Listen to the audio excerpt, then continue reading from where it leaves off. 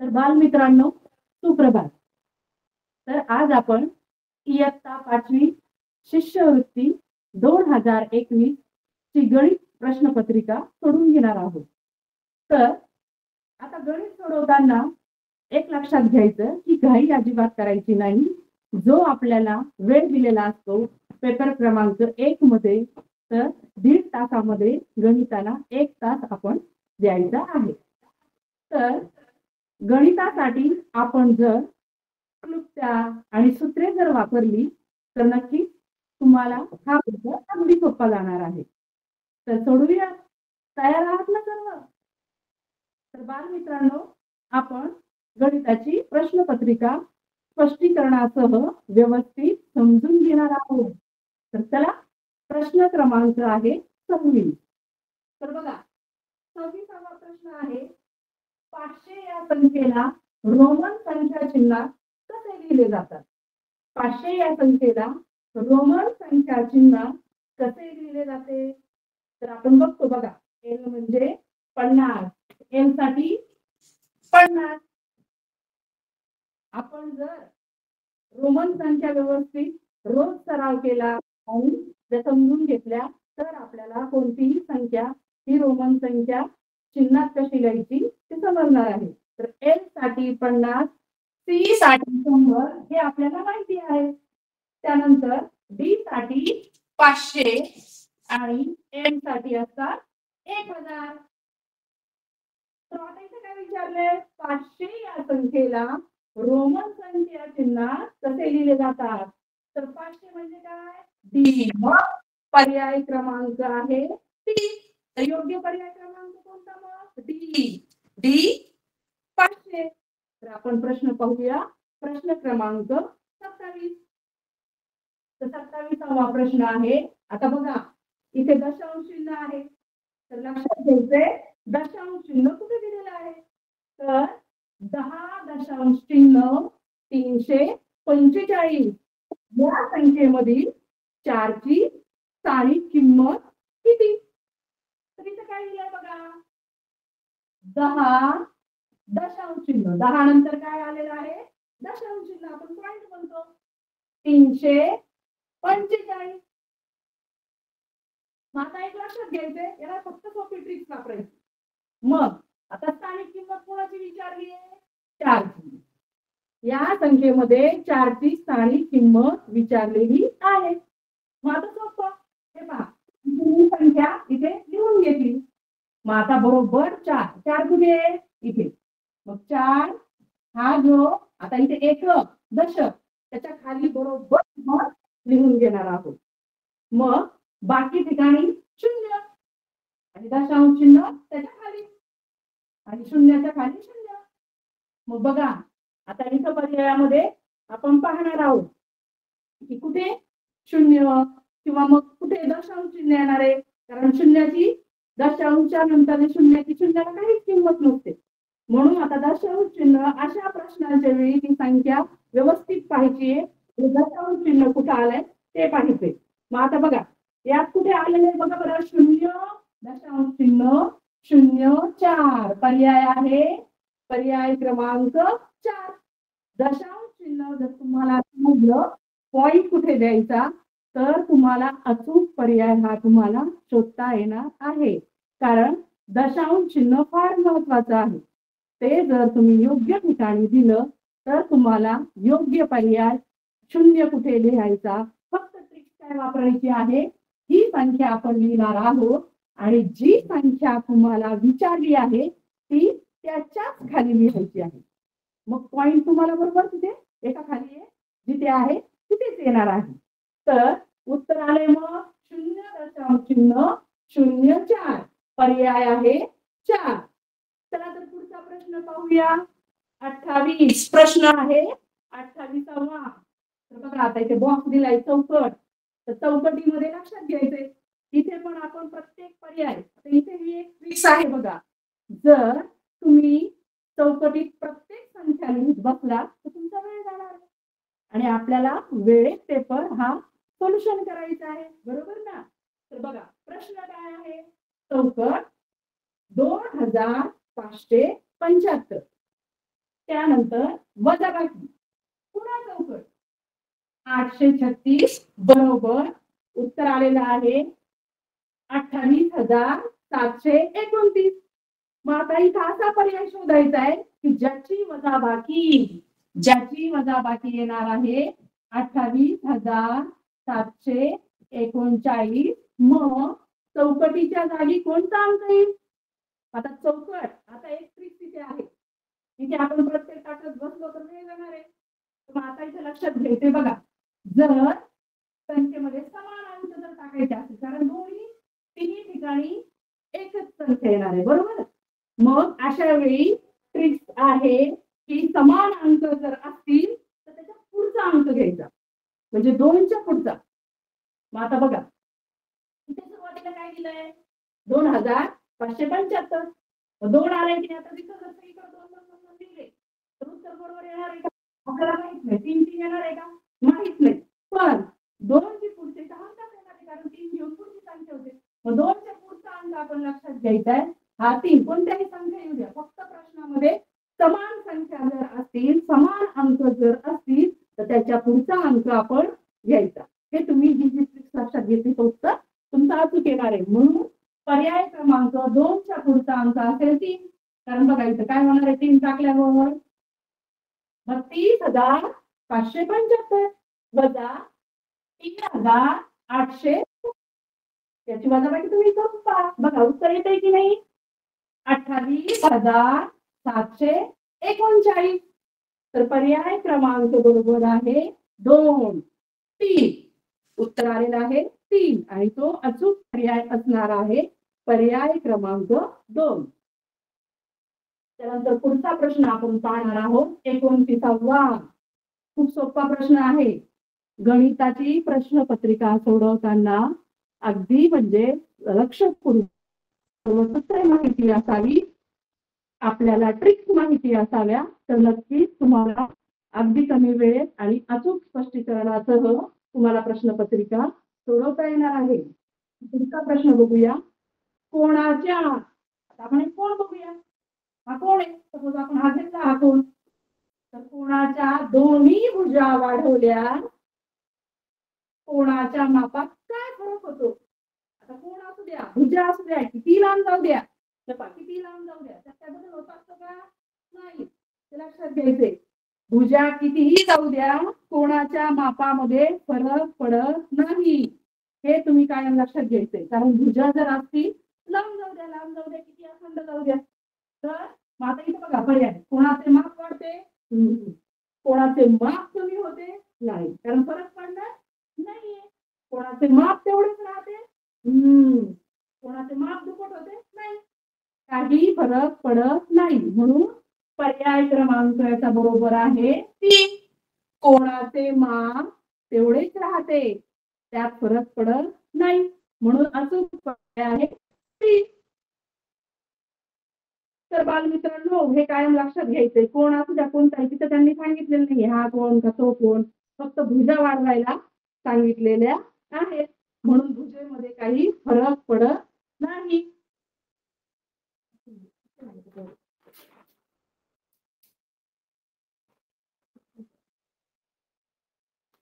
तर बालमित्रांनो आपण पुढचा प्रश्न पाहणार आहोत. प्रश्न आहे 30. प्रश्न क्रमांक आहे 30. तर बघा प्रश्न नीट वाचून घ्यायचा आहे तुम्ही. आता प्रश्न आहे आपला 30चा. आता लक्ष द्यायचंय की आता आपल्याला बरेचसे अंशाची बेरीज, अंश समान, अंश छेद वेगळा असे प्रश्न आपल्याला येतातच प्रश्नपत्रिकेमध्ये. तर इथे बघा 5.3/7 अधिक 6.4/7 बरोबर किती? इथे पर्याय पण दिलेले आहे. प्रत्येक पर्यायामध्ये आपण जर वेळ घालवायचा नाही, म्हणजे आपण काय करायचे आता छेद समान आहे, बरोबर आहे की नाही. छेद किती आहे? दोन्ही ठिकाणी 7-7 आहे. मग आपण काय करायचंय आता इथे करूया गुणाकार. हे बघा आधी आपण लिहून घेऊया 5/3/7.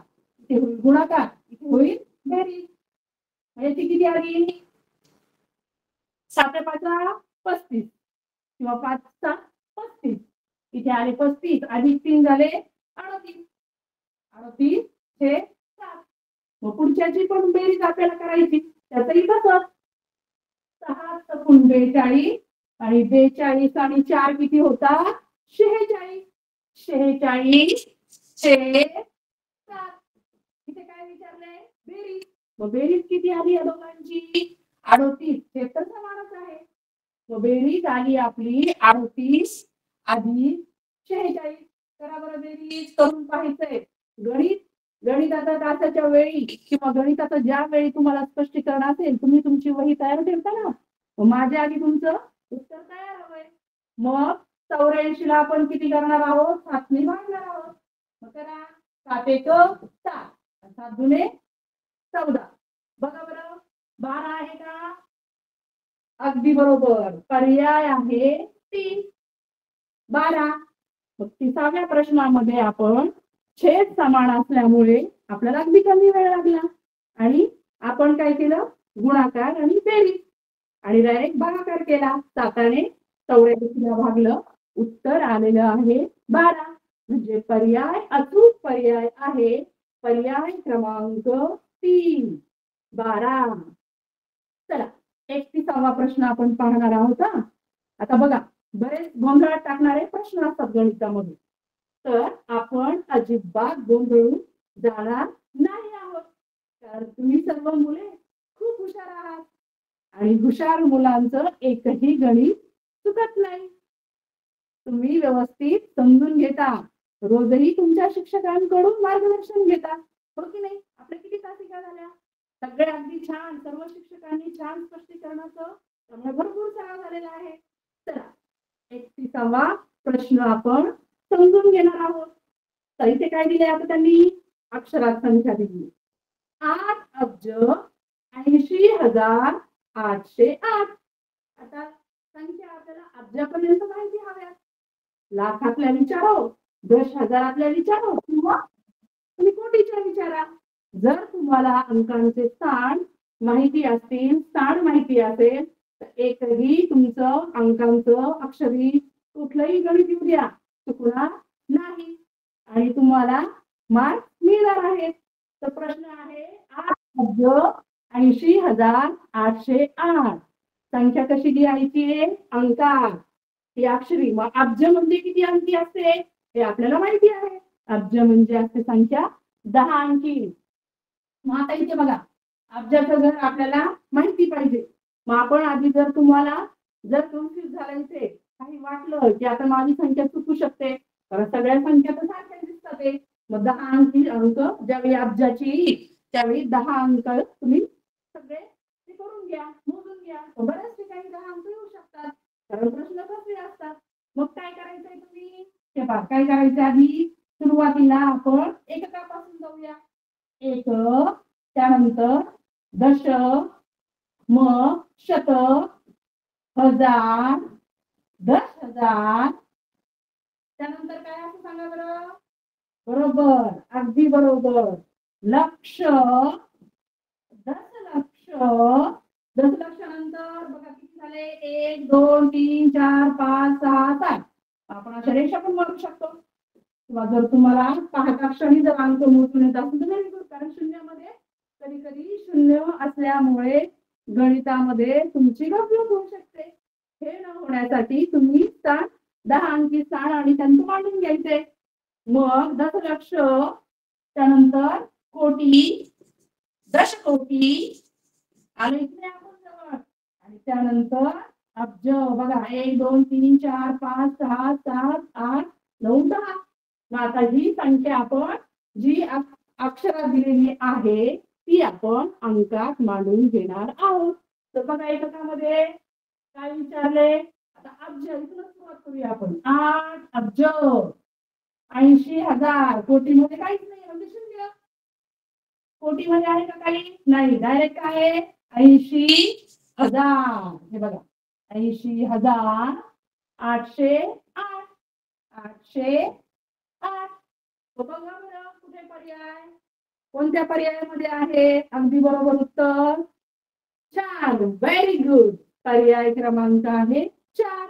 हे पहा आहे की नाही इथे, हे बघा 8,80,808 मध्ये तुम्हाला बघा लक्षात आलंय का, कोटीची दशलक्षाची संख्याच नाहीये, तिथे सरळ शून्य मांडून टाकायचं.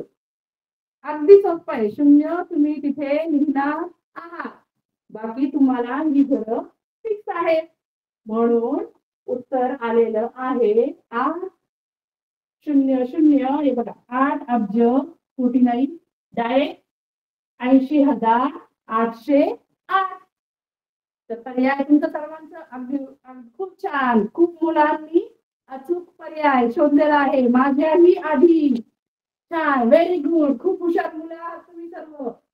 चला आपण पुढचा प्रश्न पाहणार आहोत. 32वा प्रश्न. वर्तुळाची त्रिज्या 2.5 सेमी. वर्तुळाची त्रिज्या किती आहे, आता हा वर्तुळ आपण काढून घ्यायचा बघा. त्याची त्रिज्या आहे 2.5 सेंटीमीटर, उजवीला 3 सेंटीमीटर. अशी जर असेल तर वर्तुळाची सर्वात मोठी जीवा किती सेंटीमीटर लांबीची असेल. आता यांनी काय विचारलंय, वर्तुळाची जीवा विचारली, हो की नाही, किती लांबीची असेल. तर बघा वर्तुळाचा जो व्यास असतो ना, व्यास, हा जो व्यास, मग वर्तुळाचा व्यास म्हणजे वर्तुळाची सर्वात मोठी जीवा असते. हे तुम्हाला माहिती आहे, कारण आपण गणितामध्ये जेव्हा वर्तुळ, व्यास, त्रिज्या त्यावेळी आपल्या शिक्षकांनी आपला हा सर्व सराव घेतलेला आहे.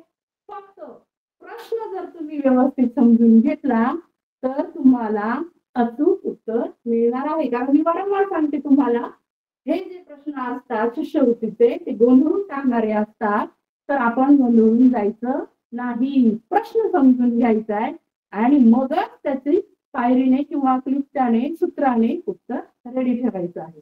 बरोबर, त्यासाठी आपण चारही पर्याय अचूक वाचणार आहोत. तर आता याचं सूत्र जर असेल व्यास, मग व्यासचं सूत्र काय आहे की 2, व्यासचं सूत्र आपल्याला काढायचंय. मग त्याचं काय सूत्र आहे, 2 गुणिले त्रिज्या. मग आता त्रिज्या किती येते, 2 गुणिले त्रिज्या 2.5. बरोबर आहे की नाही. मग उत्तर काय आणायचं, 5.0. 5 गुणिले 10, 2 2 10, 2 4 चालेल, 5.0. मग आता 0 म्हणजे काहीच नाही, बरोबर की नाही. म्हणून पर्याय उत्तर कोणता आलाय, 5. माझा 5 कुठे, कोणत्या पर्यायाला आहे, अगदी बरोबर, उत्तर आहे पर्याय क्रमांक 2. वर्तुळाची त्रिज्या 2.5 सेंटीमीटर व जीवा 3 सेंटीमीटर असेल तर वर्तुळाची सर्वात मोठी जीवा किती सेंटीमीटर असेल. बरोबर आहे की नाही. आता इथे बघा फक्त त्यांनी काय विचारलंय, वर्तुळाची तुम्हाला सर्वात मोठी जीवा म्हणजे काय, वर्तुळाचा व्यास. बरोबर, म्हणून डायरेक्ट त्याच्या सूत्राचा वापर करायचा आहे, 2 गुणिले त्रिज्या. मग तुमची ही जी त्रिज्या आहे 3.5 असो, 6.3 असो, किती असो, गुणिले 2. मग निघेल तुमची सर्वात मोठी जीवा किती सेंटीमीटर, किती सेंटीमीटर लांबीची आहे, 5 सेंटीमीटर लांबीची. समजलं ना तुम्हाला. तर याचा अचूक पर्याय आहे 2, पर्याय क्रमांक 2, 5. चला पुढच्या प्रश्नाकडे आपण वळणार आहोत. प्रश्न क्रमांक आहे 33. 33वा प्रश्न बघा. 1 ते 100 या संख्यांमध्ये किती संयुक्त संख्या असतात आहेत. आता आपल्या मूळ संख्या असतील, संयुक्त संख्या असतील, याचा आपला संबंध माहिती. तर 1 ते 100 या संख्येमध्ये आपल्याला हा किती सोपा, सगळ्यात सोपा प्रश्न आहे हा. ती किती संख्या आहे, 74. संयुक्त संख्या हे आपल्याला झालेलं आहे. आपल्या सुरुवातीला जो संख्या ज्ञानाचा घटक आहे, तर त्यात सगळ्या संख्या, मूळ संख्या असतील, सम, विषम, संयुक्त, सगळ्या संख्यांचा आपण अभ्यास केलेला आहे. तर पर्याय क्रमांक आहे 4. संयुक्त 1 ते 100 मध्ये आहेत. मग 1 ते 50 मध्ये किती असतात, 1 ते 75 मध्ये किती असतात, हे आपणा सर्वांना विद्यार्थ्यांना माहिती हवं. कारण तुम्ही वारंवार सराव करा. गणितामध्ये सराव आणि सातत्य जर असेल तर तुम्हाला पैकीच्या पैकी मार्क्स हे मिळतातच. त्यामुळे आपण सर्वांनी सराव आणि हा सातत्य सतत प्रश्न सोडवत राहायचे, मार्गदर्शन घ्यायचं शिक्षकांचं. आणि आता परीक्षा लवकरच 2-3 महिन्यांवर आल्यामुळे प्रश्नपत्रिका या आपण सोडवतच राहायच्या. आणि हे सगळं आपल्याला सूत्र किंवा पाठ असायला हवं. तर 1 ते 100 मध्ये किती संयुक्त संख्या आहे? 74 गुण पर्याय क्रमांक आहे 4. अगदी बरोबर. छान, व्हेरी गुड. सर्वांचं म्हणजे खूप खूप हुशार मुलं आहात तुम्ही, कारण सगळ्यांचंच उत्तर बरोबर आलेलं आहे. सर्वांना संयुक्त संख्या माहिती आहे. चला पुढचा प्रश्न घेणार आहोत. प्रश्न क्रमांक आहे 34. बघा 34वा प्रश्न खूप छान प्रश्न आहे हा. तुम्ही लक्षात घ्यायचंय की 2 परस्परांना लंब असणाऱ्या रेषा कोणत्या प्रकारचा कोन करतात? आता बघा, ज्यावेळी 2 रेषा परस्परांना म्हणजे लंब, हे बघा ही रेष आहे, ही जी रेष आहे 2 रेषा घ्यायच्यात आपल्याला. हे बघा 2 रेषा परस्परांना छेदतात, त्यावेळी लक्षात ठेवायचंय की 90 अंशाचाच कोन तयार होते. बघा इथे हा कोन किती अंशाचा झाला? 90 अंशाचा. म्हणजे ज्यावेळी 2 रेषा परस्परांना छेदतात, लंब रेषा, कोणत्या रेषा? 2 परस्परांना लंब रेषा असणाऱ्या रेषा, कोणत्या प्रकारचा कोन तयार झाला? मग 90 अंशाचा कोन कोणता असतो? छान, अगदी बरोबर. तर तो कोण असतो? काटकोन. म्हणून पर्याय क्रमांक 2 उत्तर आलेलं आहे काटकोन. तर चला विद्यार्थ्यांनो, पुढचा आपण प्रश्न पाहणार आहोत. प्रश्न क्रमांक आहे 35. चला तयार आहात ना?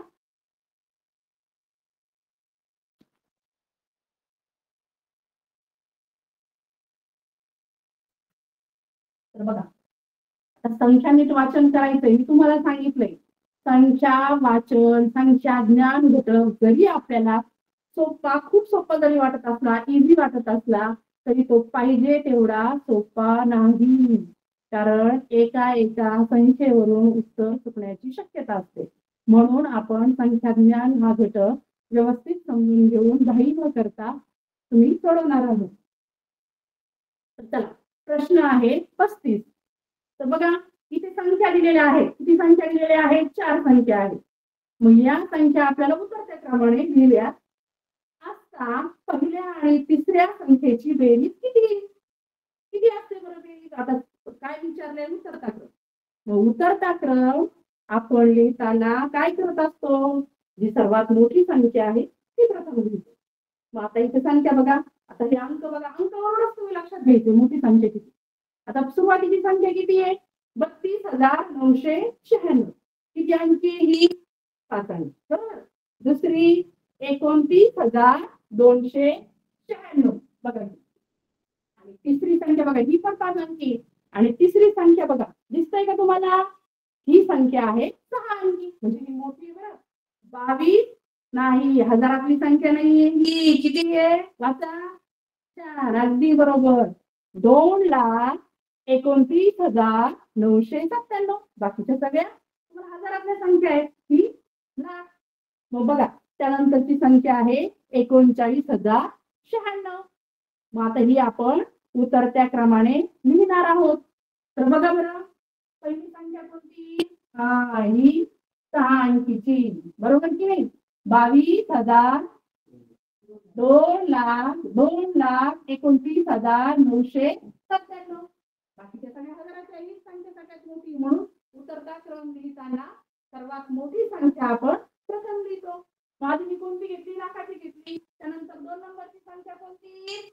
अगदी बरोबर, 39,296. तिसरी बघा, कोणती संख्या आहे तिसरी? 4. 39,096. आणि सर्वात छोटी आहे 32,996. तर आता यात कोणती बघा बघा, सर्वात पहिली 4. तर यात आपण उतरत्या क्रमाने आपण ह्या संख्या लिहून घेतल्या. आता पहिल्या व तिसऱ्या संख्येची बेरीज करायची आहे. आता पहिली संख्या कोणती आहे? 2,29,997. अधिक 3 नंबरची संख्या कोणती दिलेली आहे आपण? बघा इथे 39,096. हे बरोबर आपण त्या घरांच्या खाली ते स्थान आपण निश्चित करून करणार आहोत. चला 7 आणि 6 किती झाले? 4, 13, 9, 9, 18 आणि 19 हातचा 1.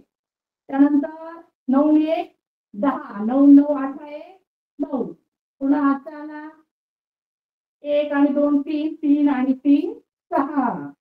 आणि त्यानंतर 2. 2च्या खाली कोणतीच संख्या नाही. मग चला सांगा बरं कोणता आलाय?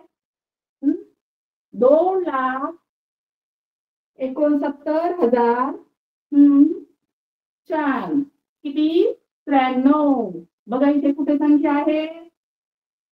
अगदी बरोबर. पर्याय क्रमांक 1. छान. शाबास. उतरता क्रम तुम्हाला आला. पण प्रश्न कसा विचारलाय? पहिली तिसरी यांची बेरीज. बरोबर. तर संख्या सगळ्या जरी सारख्या वाटत असल्या तरी त्या सारख्या नसतात. त्या कोणत्या आहेत संख्येचं ज्ञान तुम्हाला असणं आवश्यक आहे. तर याचा अचूक पर्याय आलेला आहे 1. 2,69,093. तर पुढच्या प्रश्नाकडे आपण वळणार आहोत. प्रश्न क्रमांक आहे 36. 88 मीटर परिघ असलेल्या वर्तुळाकृती. आता बघा सरळ वर्तुळ काढून घ्यायचे. परिघ विचारलाय. बरोबर. मग स्वरा रोज 5 फेऱ्या मारते. तर एका आठवड्यात ती किती किलोमीटर चालते? प्रश्न समजून घ्या.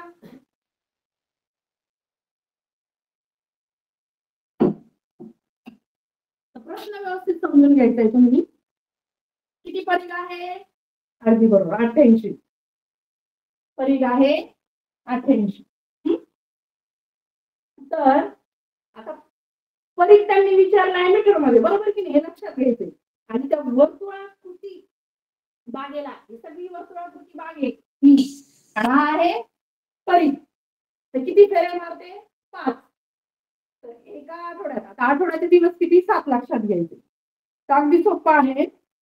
तुम्ही 88 मीटर किती फेऱ्या मारते ती? 5. गुणाकार करून घेणार आहोत. चला 8 पंचे 40 हात आला 4. 8 पंचे 40 आणि 4 44. 440. 440 मीटर झालं. बरोबर. आणि एका आठवड्यात किती किलोमीटर?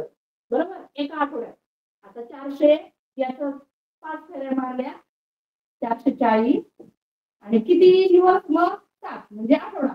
याचा पण गुणाकार करून घेणार आहोत आपण.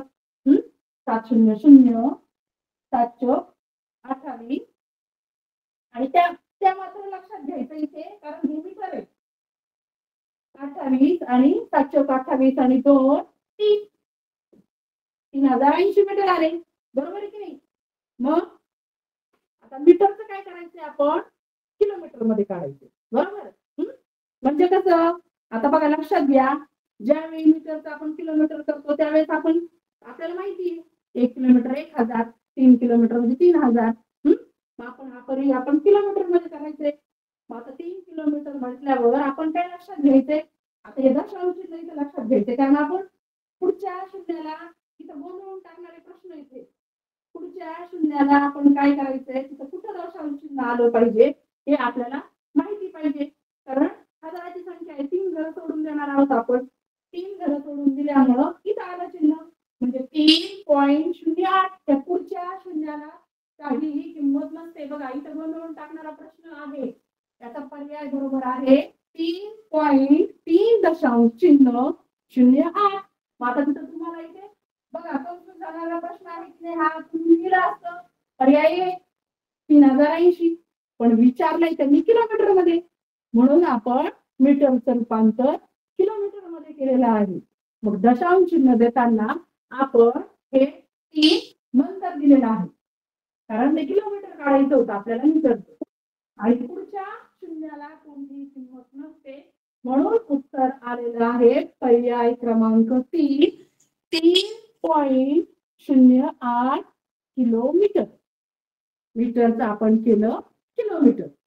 लक्षात आलंय सर्वांना? मीटर किलोमीटर ही जी कालमापनाची जी सगळी सूत्रे आहेत किंवा उदाहरणे आहेत तुम्ही वारंवार त्याचा सराव करणार आहात.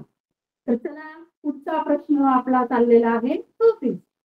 चला पुढचा. आता मोठ्यात मोठी बघा, मोठ्यात मोठी 5 अंकी संख्या तुम्हाला माहिती आहे.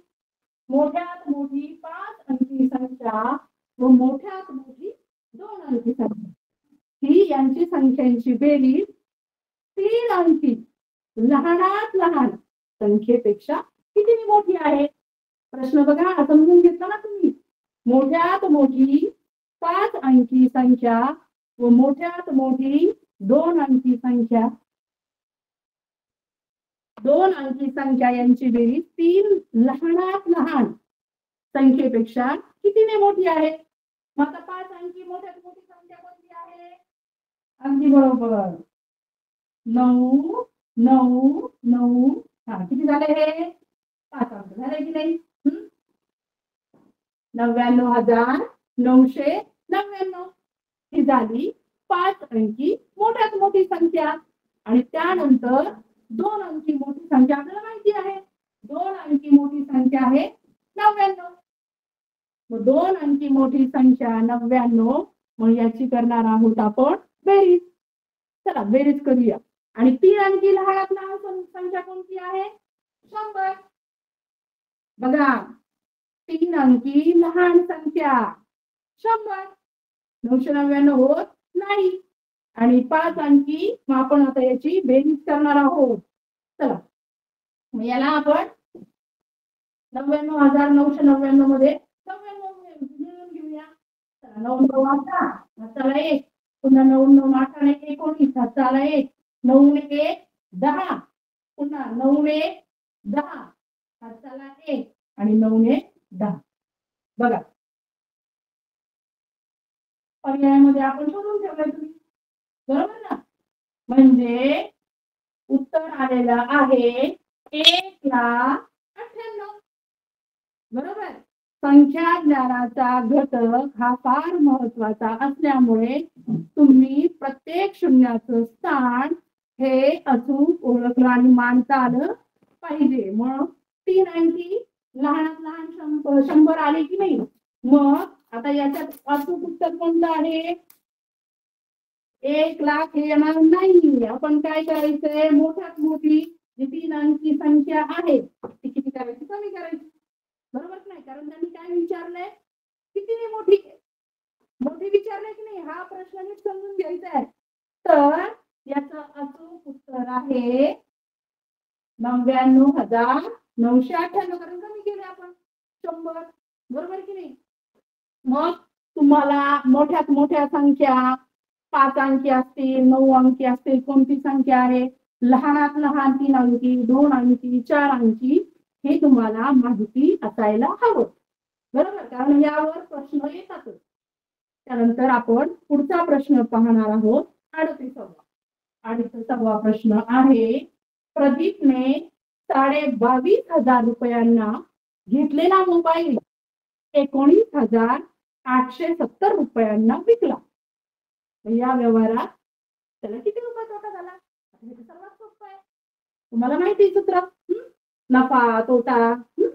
तर त्याचं सिंपल काय करायचंय आपण डायरेक्ट काय करायचं अंकात मागून घ्यायचं.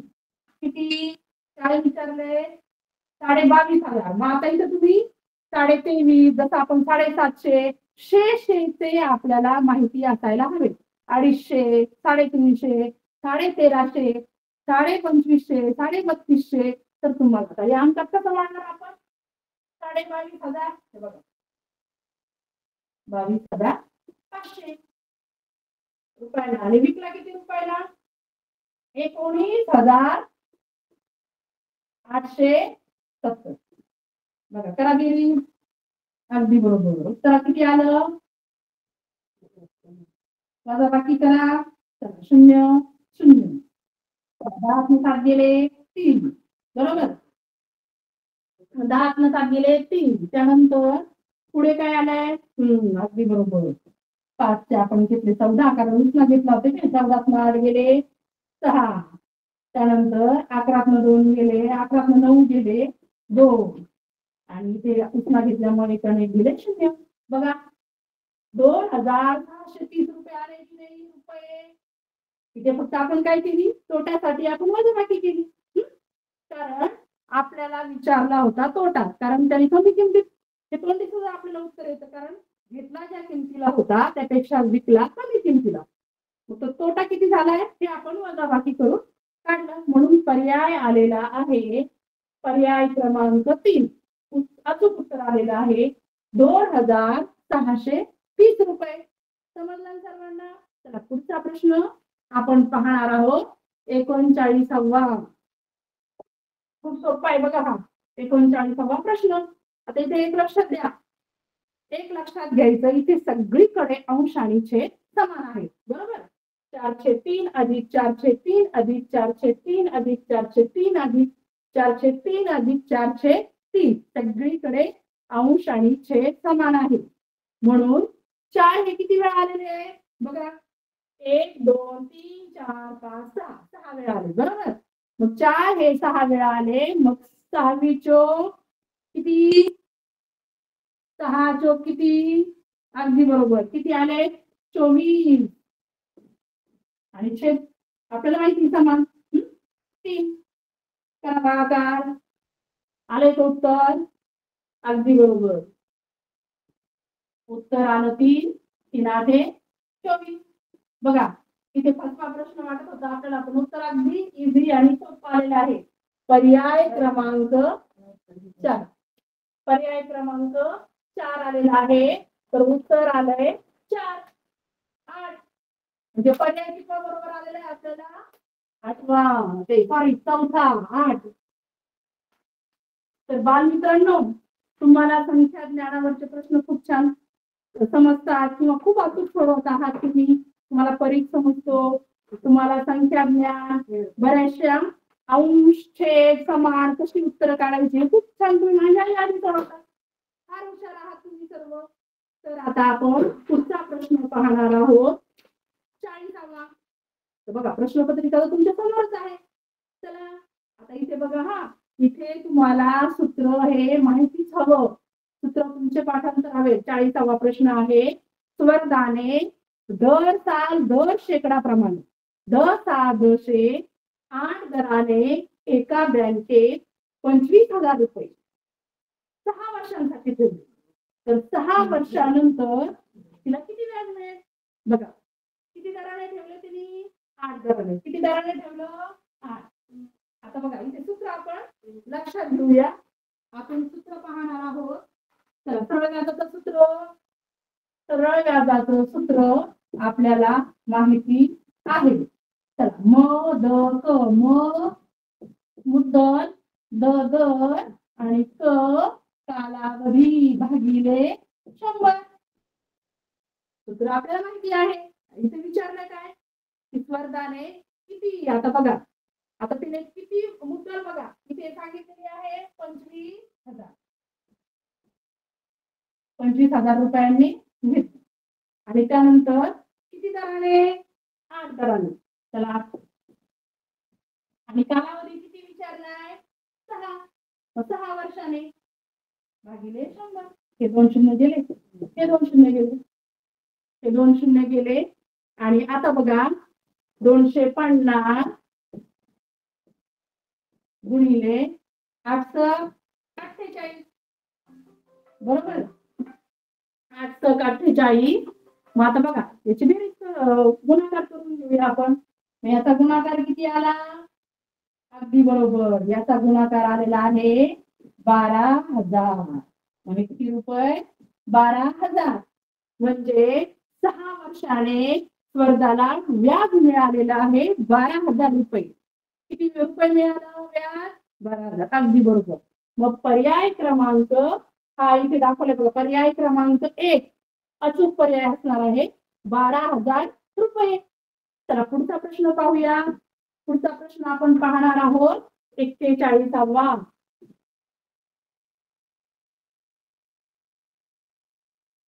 चला 41वा प्रश्न तुम्ही वाचलात का बघा. बरीचशी उदाहरणं ही अंश छेद समान असणारी अशी विचारलेली त्या 2021च्या प्रश्नपत्रिकेमध्ये अधिक आलेली आहे. प्रत्येक वेळी हा प्रश्नांचं स्वरूप किंवा वेगवेगळे प्रश्न असू शकतात. पहिला प्रश्न कोणता त्यांनी 41वा प्रश्न कोणता विचारलाय? 7/9. त्यानंतर 5/9, 2/9, त्यानंतर 8/9. आता हे काय विचारलं त्यांनी? चढत्या क्रमाने लिहिल्या. आता यांचा चढता क्रम लावायचा आहे. छेद तर सर्वांचा समान आहे. तर पहिल्या आणि तिसऱ्या संख्यांची बेरीज किती? प्रश्न काय विचारलाय? पहिल्या आणि तिसऱ्या संख्यांची.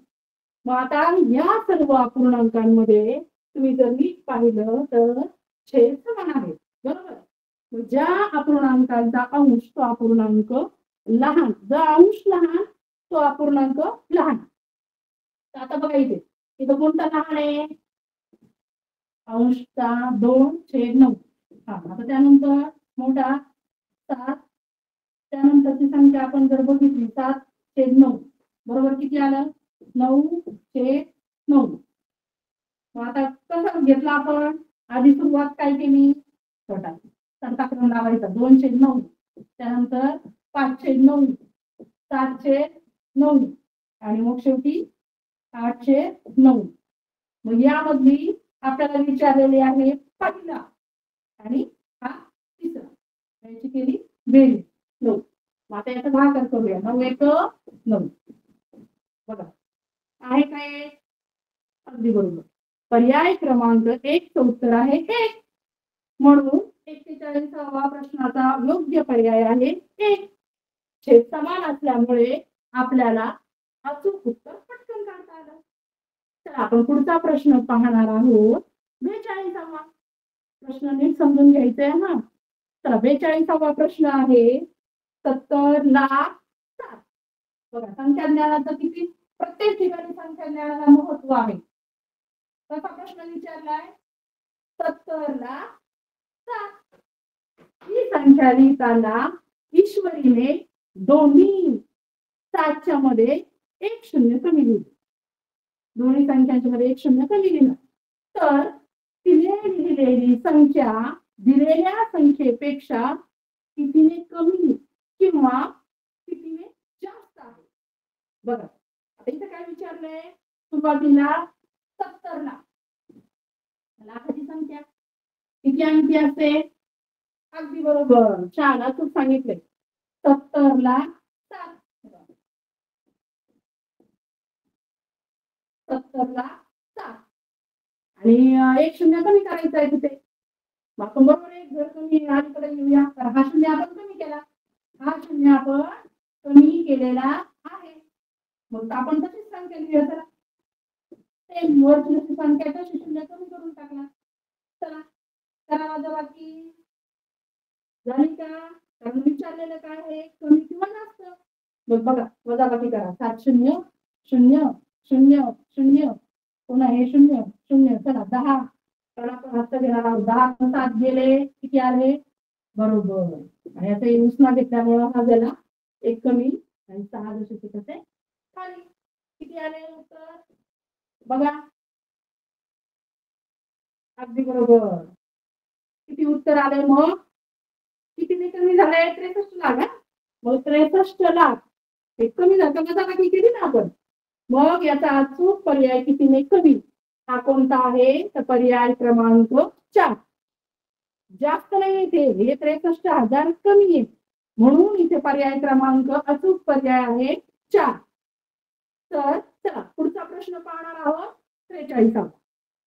तर 43वा प्रश्न आहे खालीलपैकी सर्वात मोठा अपूर्णांक कोणता? खालीलपैकी सर्वात. बघा प्रश्न बघा. सगळे पर्यायामध्ये बघा. बघा पहिला पर्याय 8/10. दुसरा आहे 8/100. तिसरा आहे 8/1000 कारण एक एक शून्याने वाढत गेले. आणि चौथा आहे 8/10,000. म्हणजे अपूर्णांकाचा छेद लहान तो अपूर्णांक सर्वात मोठा अपूर्णांक असतो. एकच लक्षात ठेवायचं. कोणता विचारलाय त्यांनी? 8/10. त्यानंतर 8/100. त्यानंतर 8/1000 आणि 8/10,000. आता छेद लहान कुणाचा आहे त्याचा, बरोबर. मग तो सर्वात मोठा अपूर्णांक. सिंपल. फक्त लक्षात काय ठेवायचंय, ज्या अपूर्णांक, कारण अंश सर्वांचा समान आहे, इथे काय आहे, अंश सर्वांचा समान आहे, म्हणून ज्या अपूर्णांकांचा छेद सर्वात लहान तो अपूर्णांक सर्वात मोठा असतो. म्हणून पर्याय क्रमांक 1 अचूक उत्तर आहे. 8/10. समजलं तुम्हाला? 7/10 येऊ द्या, 3 कारण 310 आले तरी चालतील, 300 सगळे जर अंश सारखे असतील आणि त्यांचे छेद फक्त पाहायचे आहे, कारण अंश हा सर्वांचा समान आहे, म्हणजे ज्याचा छेद लहान तो अपूर्णांक मोठा. अगदी बरोबर. खूप हुशार मुले आहात तुम्ही सर्वजण. चला पुढचा प्रश्न पाहणार आहोत. 44वा. कारण हे प्रश्न पाहताना आपण जेवढे व्यवस्थित समजून घेणार आहोत तेच तुम्हाला अगदी व्यवस्थित आणि लवकर समजणार आहे. चला पुढचा प्रश्न वाचला का तुम्ही? वाचून घ्या. प्रश्न आहे 44वा. आता बघा इथे काय विचारलंय त्यांनी, x Y Y Z. X Y Y Z आधी एक्स झेड झेड वाय. खाली काय आलेलं बघा इकडे, फक्त वाय वाय वाय.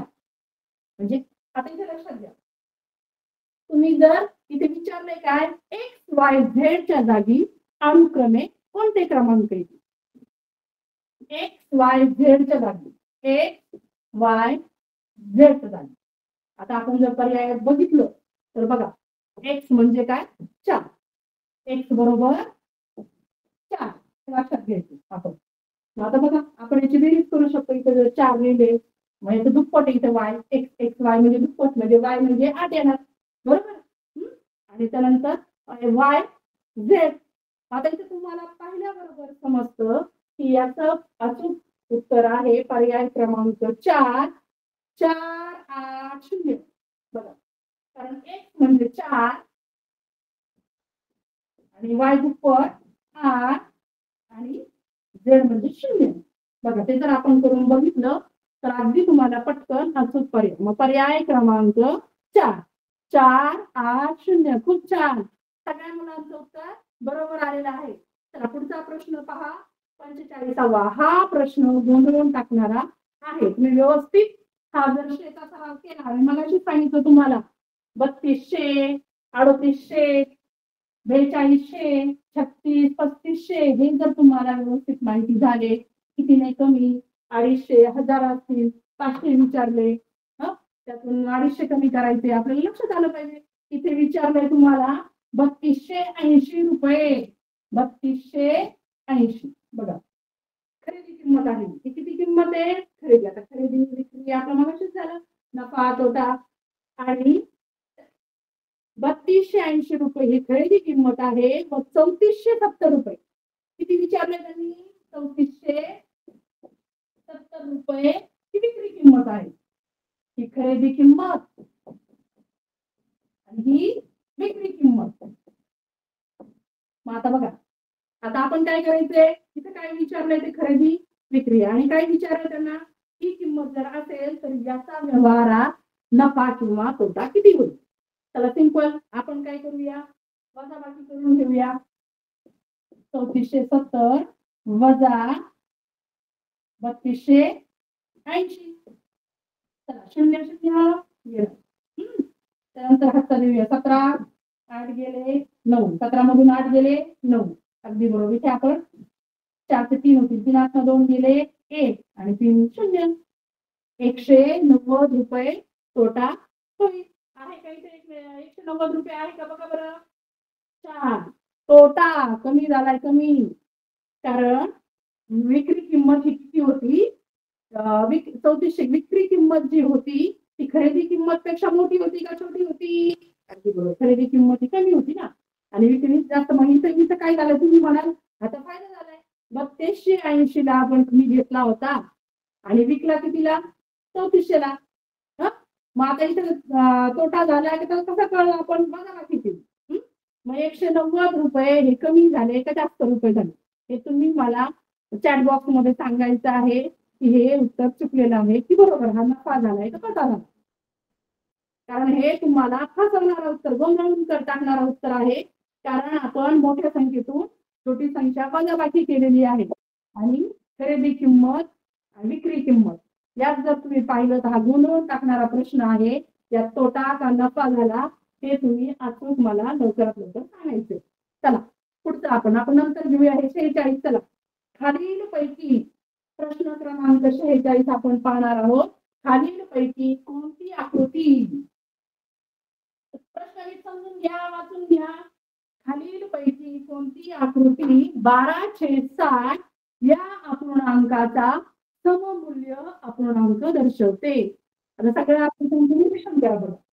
आता बघा तुम्ही जर पाहिलं तर आता किती विचारलंय त्यांनी, 12/60 हा अपूर्णांक, 12 सममूल्य अपूर्णांक दर्शवतो. तर मग आता 5 भाग पैकी आता बघा आपण सिंपल करून घेऊया, 12/12 म्हणजे आता इथे काय आलंय 1/5 म्हणजे आता किती रंगवलंय, बरोबर आपण वरतून काढलं तर याचे किती भाग, 5 भाग जर केले तर त्यातला एक भाग रंगवलेला आहे. बघा कोणताही भाग रंगवा तुम्ही, बघा 5 भागांपैकी एक भाग रंगवलेला कुठे दिसतं तुम्हाला, छान पर्याय क्रमांक 2 उत्तर आलेलं आहे. पर्याय क्रमांक 2 मध्ये बघा 5 भाग केलेले मोजा, 1 2 3 4 हे पहा. पर्याय क्रमांक 2 मध्ये 5 भाग केलेले आहेत, हा रंगवलेला आहे. म्हणून अचूक पर्याय आहे पर्याय क्रमांक 2. चला पुढच्या प्रश्नाकडे आपण वळणार आहोत. प्रश्न क्रमांक आहे 47. घटात न बसणारा शब्द पर्याय शोधा. घटात न बसणारा बघा कोणता वेगळा आहे, अरे वा तुमचं माझ्या आधी झालं पटकन. वारंवार प्रश्नपत्रिकेचा सराव केल्यामुळे तुम्हाला फार पटकन उत्तर यायला लागले. खूप छान. तर घटात न बसणारा पर्याय बघा, अगदी बरोबर, हे तर तोंडीच उत्तर येते बघा.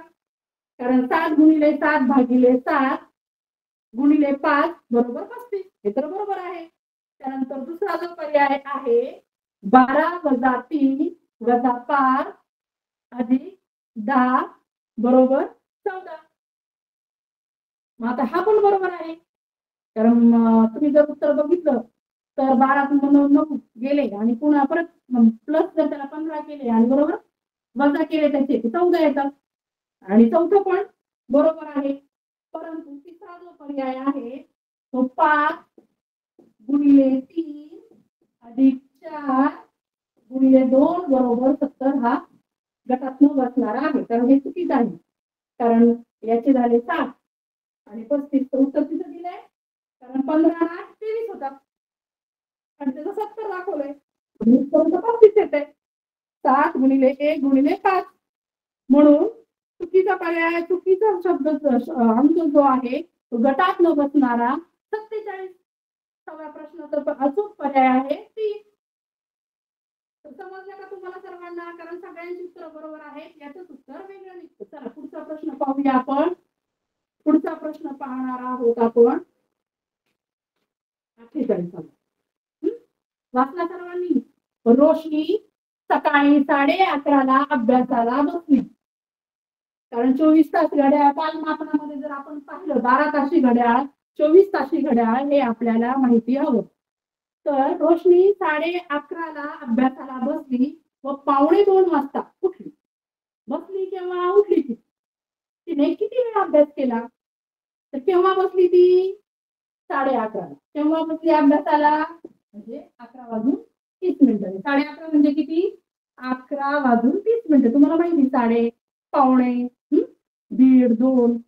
तर आता बघा आणि उठली कधी 1:45.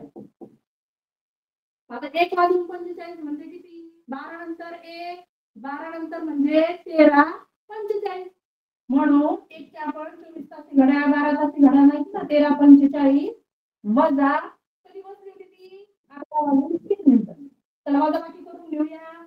किती आले बघा, दशांश म्हणजे आणि 0. किती वाजून इथे तास विचारले त्यांनी. मग आता कसा वेळ काढला आपण? पर्याय क्रमांक आहे तिसरा, 2 तास 15 मिनिटे. रोशनी 11:30ला बसली व 1:45 उठली. 1:45 म्हणजे 2च्या आधीची संख्या म्हणून आपण 13 केली, बरोबर की नाही? 13:45, 15 मिनिटं बाकी होते 2ला. म्हणून पर्याय क्रमांक 2 अचूक उत्तर आहे. 2 तास 15 मिनिटे तिने अभ्यास केला. बसली, उठली, 12 तासची घड्याळ, 24 तासची घड्याळ जर तुम्हाला माहित असेल तर अचूक करेल. चला पुढचा प्रश्न पाहणार आहोत. 49वा प्रश्न. चला, सर्वात मोठी 3 अंकी संख्या, सर्वात मोठी 3 अंकी संख्या व सर्वात मोठी 2 अंकी मूळ संख्या यातील फरक किती? तर इतर कोणत्याही संख्येने मूळ संख्येला भाग जात नाही. ती संख्या कोणती असते? मूळ संख्या. मूळ संख्या म्हणजे कोणत्या संख्येने भाग, ती स्वतःच असते. मग सर्वात मोठी 3 अंकी संख्या किती आहे? छान, अगदी बरोबर, 998 ही सर्वात मोठी संख्या आहे. आणि सर्वात मोठी 2 अंकी मूळ संख्या विचारली, जी आहे संख्या 3 अंकी मोठी, आणि विचारली किती? मोठी मूळ संख्या. मोठी मूळ संख्या कोणती आहे? अंकी मूळचीच आहे. 97. याची सिंपल आपण काय करायचंय? वजाबाकी करणार आहोत. 900. बघा, पर्याय क्रमांक 2 चा अचूक पर्याय आहे 49व्या प्रश्नाचा पर्याय क्रमांक 2 901. समजलं का तुम्हाला?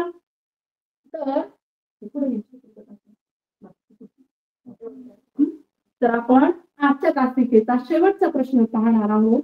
प्रश्न क्रमांक 50. तर जिल्हा परिषदेच्या एका शाळेत, बघा, जिल्हा परिषदेच्या एका शाळेत 120 विद्यार्थ्यांपैकी 60% मुली आहेत. किती मुली आहेत? 60% मुली आहेत. मुली किती आहेत? किती पैकी? 120 पैकी, बरोबर. आणि त्याच गावातील, बघा, जिल्हा परिषदेची शाळा वेगळी तिथे आणि खाजगी शाळा वेगळी, पण माध्यमिकची आहे. माध्यमिक शाळेत 200 विद्यार्थ्यांपैकी किती मुली आहेत? 55% मुली आहेत. तर त्या गावात एकूण किती मुली आहेत? तर आपण काय करणार आहोत? सुरुवातीला जिल्हा परिषदेचं बघा, 120 गुणिले 60/100. तर हा एक गेला, हा एक शून्य गेला, हा एक शून्य गेला, किती आले? 12. अगदी बरोबर, 72. त्यानंतर माध्यमिकचं बघूया. 200 पैकी मुली किती आहेत? 55. हे 2 शून्य गेले, हे 2 शून्य गेले. 55 गुणिले 2 आले 110. 110 अधिक 72. किती उत्तर आलं? छान, अगदी बरोबर, 182. तर पर्याय कोणता आहे मग? पर्याय क्रमांक 3 अचूक उत्तर आलेलं आहे. त्या गावात एकूण मुली आहेत 182. तर बालमित्रांनो, विद्यार्थी मित्रांनो, आपले शिक्षक आपला रोज सराव घेत असतात. आपणही त्यात सातत्य तुम्ही ठेवणार आहात. ही प्रश्नपत्रिका, राहिलेले प्रश्न आपण पुढील तासिकेमध्ये सोडून घेणार आहोत, स्पष्टीकरणासह समजून घेऊन. तर बालमित्रांनो, तुम्ही सर्वजण आज सराव करणार आहात त्या झालेल्या सर्व प्रश्नांचा. तर बालमित्रांनो, तुम्हाला पुन्हा एकदा तुमच्या सर्व मार्गदर्शक शिक्षकांना आणि तुम्हाला शिष्यवृत्ती परीक्षेसाठी खूप खूप शुभेच्छा. आणि तुम्हाला जी तुम्ही आता दिवाळीच्या सुट्टीनंतर पुन्हा एक जोमाने तुम्ही अभ्यासाला लागला आहात, त्यात तुम्ही सातत्य ठेवणार आहे. तर भेटूया पुढच्या तासिकेमध्ये. तोपर्यंत धन्यवाद.